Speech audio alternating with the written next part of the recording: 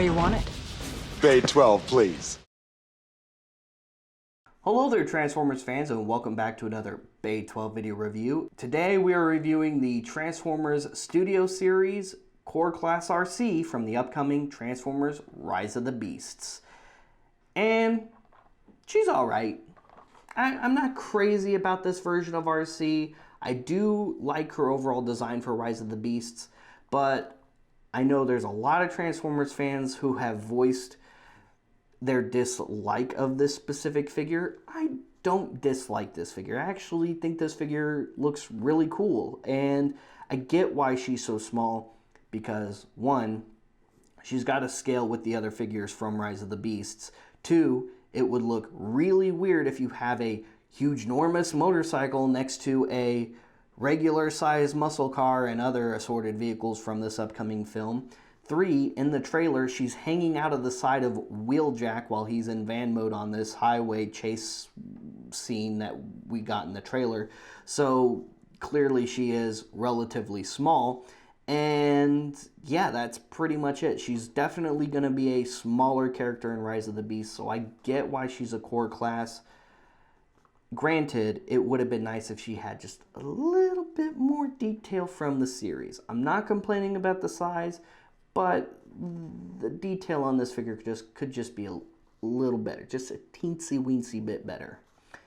And I also agree with the fans who are wondering where her visor is on the head sculpt. I also think it would have been better had they included the visor that we saw in the trailer that she has on her new head sculpt in the film. I think that would have definitely been a nice little bit of detail for the figure itself. But overall, again, I don't dislike the figure. I think this figure is actually pretty decent for the on-screen representation we're getting. I know there's some fans who are waiting out for the mainline deluxe class or relative deluxe class scale figure. I know there's some fans holding out for the one that comes with a another Beast companion figure. I totally could not disagree more with the fans that say that figure looks better than this one. Granted, it's bigger, but it does not look better. I don't know how you can say that other figure looks more screen accurate or better looking than this one, but some people have strange opinions out there, and hey, that's their opinion. They like that one more, and that's totally okay if they like that one more. I'm just saying this one is clearly more screen accurate and better between the two, at least in my opinion. So there's that. Anyway, here she is in the packaging. You got some artwork of her right there on the top of the card. There she is moving around in the box. On the back, you've got some shots of her in both robot and motorcycle mode. There's some full robot mode artwork of her on the side. And that's pretty much it for the packaging. And here she is out of the box. She does come with a couple of accessories. Her front motorcycle wheel comes detached separately in the packaging. I think that's just so she could fit in the box better. But super simple to put on. You just plug it on and then it just rotates as a motorcycle wheel should. And then of course she comes with this little hand blaster that she can hold in her right hand. So, not a super exciting blaster, not as cool as the little pistol she had from Bumblebee from the Cybertron battle scene, but still a cool little figure. And she comes with this little highway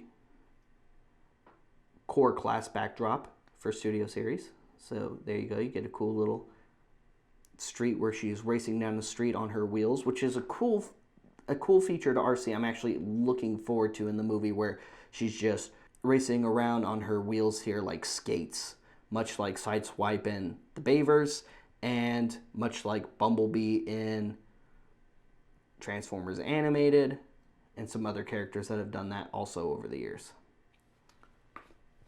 For comparison, here she is next to the Studio Series Cybertronian Arcee from Bumblebee, and yeah, there's a pretty significant size difference there. But again, she went from being a Cybertronian motorcycle car kind of hybrid to a motorcycle. Again, they focused more on the scaling of her in this movie rather than this movie. So she definitely got a little bit smaller in Rise of the Beasts relative to how she appeared in Bumblebee. Or maybe they just made the figure a little bit too large. I mean, it was a quick scene in Bumblebee. We didn't actually see very much of her, but even from the perspective we do see, she does look like she's relatively average size next to the other Autobots fighting in that scene. So I guess with her alt mode, it just shrank her a little bit. Maybe it's mass shifting in that universe. Mass shifting is a thing in Transformers lore, so maybe we could attribute it to that. Regardless of what it is, you do get a little bit more height on her if you deploy her skates, and you can stand her up on these. By the way, she will stand on them.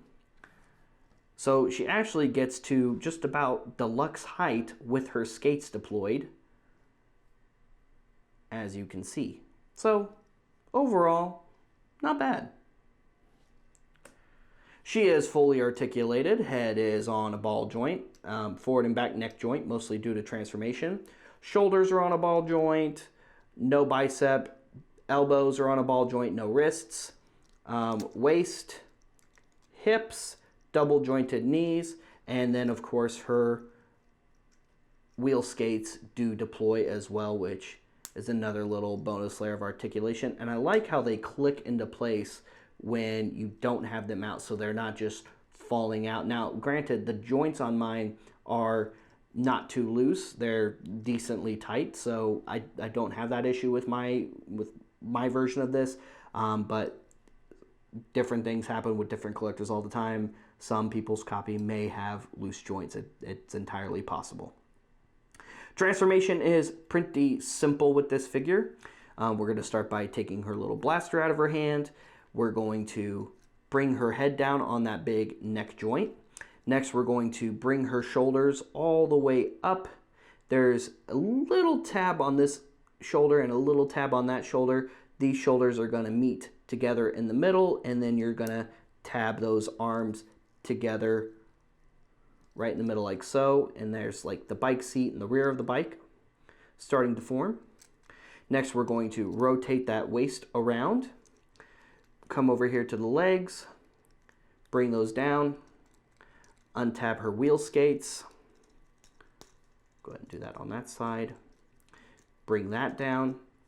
And then we're going to, on that double hinged knee joint, collapse the legs like so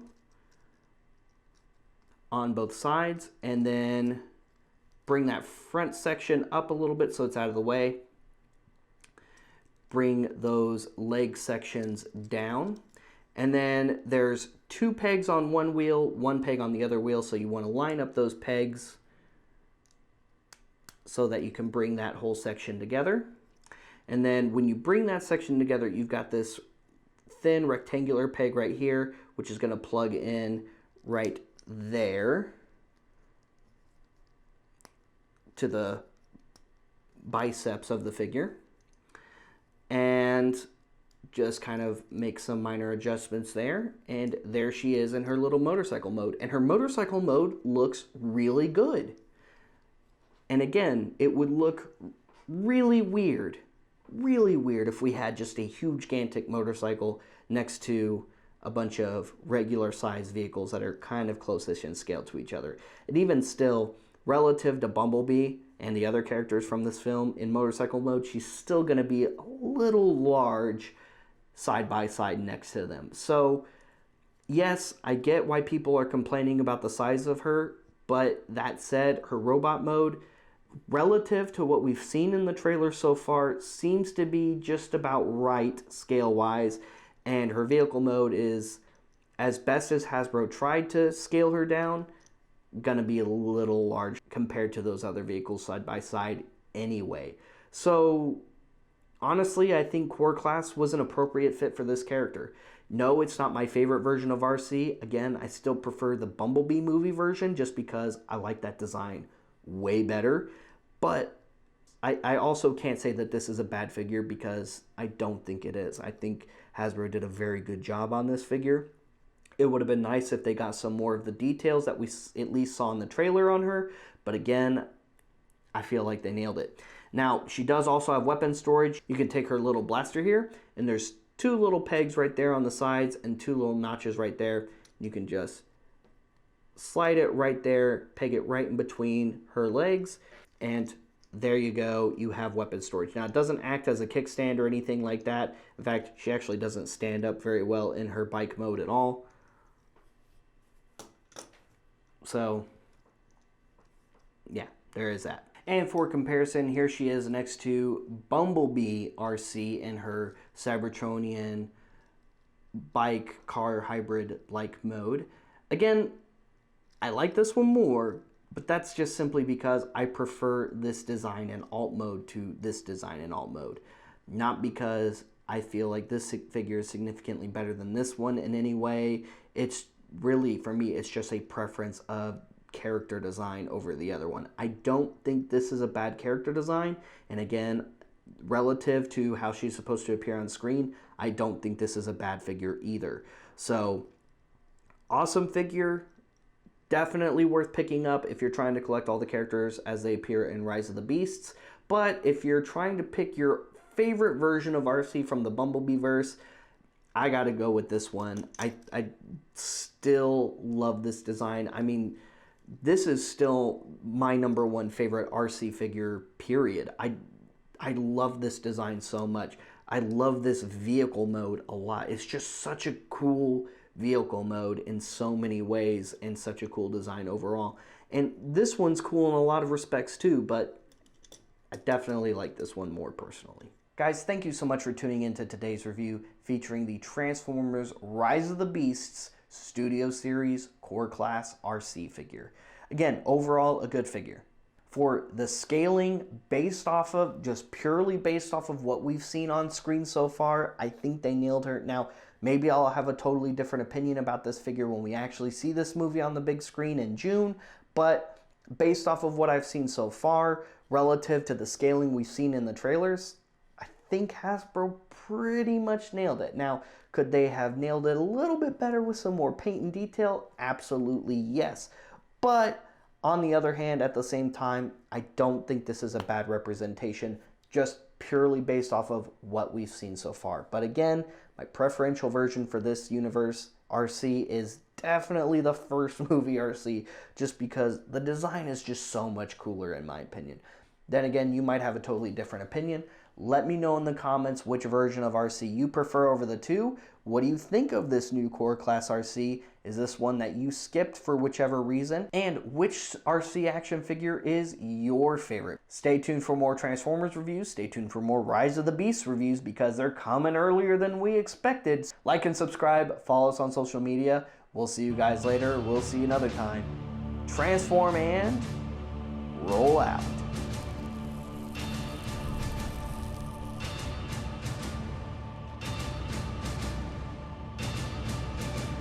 That's it, man. Game over, man. It's game over.